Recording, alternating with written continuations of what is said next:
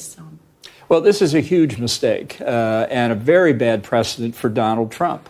After saying repeatedly during the campaign, which is when most people pay attention, that he was not going to pardon his son, now he's gone and done it. So when Trump pardons the January 6th defendants, the people who in a riot entered the Capitol building illegally, he's going to say, I did it because Joe Biden did it.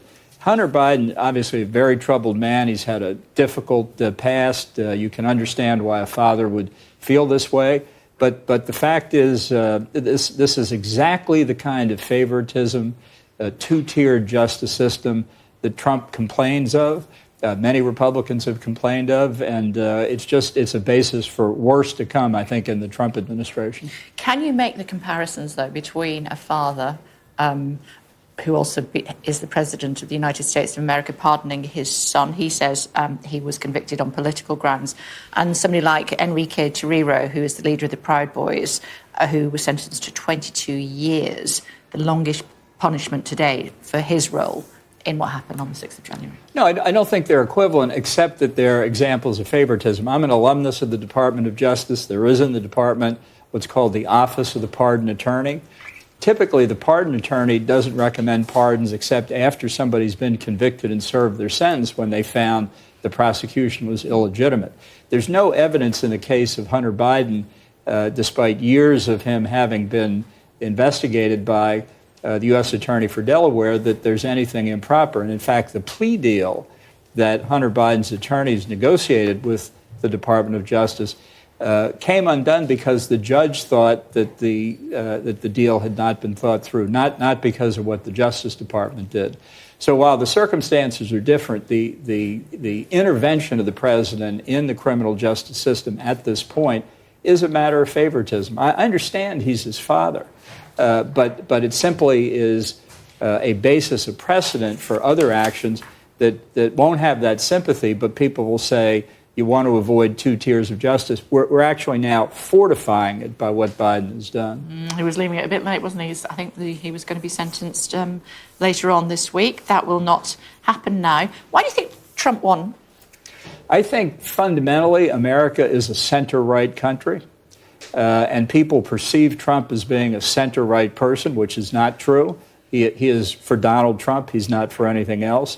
And they perceived Kamala Harris and the Democratic Party as being close to the left edge. Now, that may be fair or unfair, but when you sift it all out, it comes down to America being center-right. And some extraordinary things that happened that I don't think are attributable to Trump, but which I hope are good news for the Republican Party, is a very substantial shift of Hispanic Americans voting for Trump, a somewhat smaller shift of African Americans voting for Trump. Younger as well. Yes, rejecting the Democratic Party. In the case of Hispanic Americans, in part, it's because the liberal elite, and I do believe there's a liberal elite, decided that they should be called not Latinos and Latinas, but Latinxes. And the actual Latinos and Latinas said, what do you mean? What are you talking about?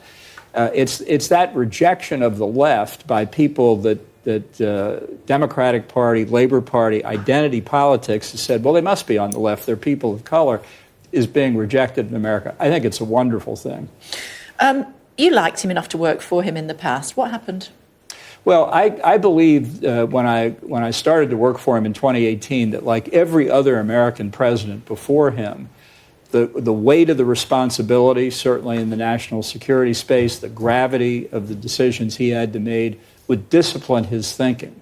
And ultimately, of course, the president makes the decisions, but that discipline in his thinking would lead to a coherent national security policy for the United States.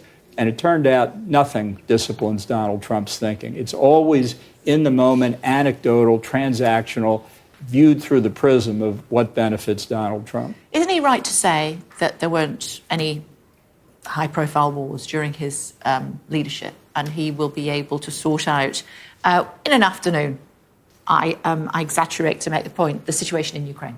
Well, there may not have been high-profile wars, but there was certainly the continuation of the effort to destroy the ISIS territorial caliphate after many years, which we succeeded in doing, and which he took great credit for, except at the time he was saying there weren't any wars during his administration.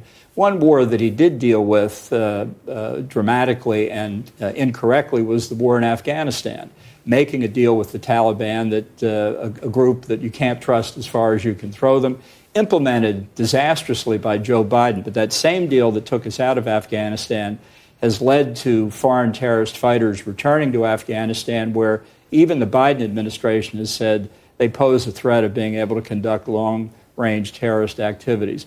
So Trump is exaggerating. He is telling the truth in the sense we were in a calmer period of history, and we've seen now what can happen, in part because of the weakness demonstrated by Biden in withdrawing from Afghanistan and failing to even try to deter the Russians before they invaded Ukraine in February of 22. We're not now in a calmer period of history, is what I was trying to say.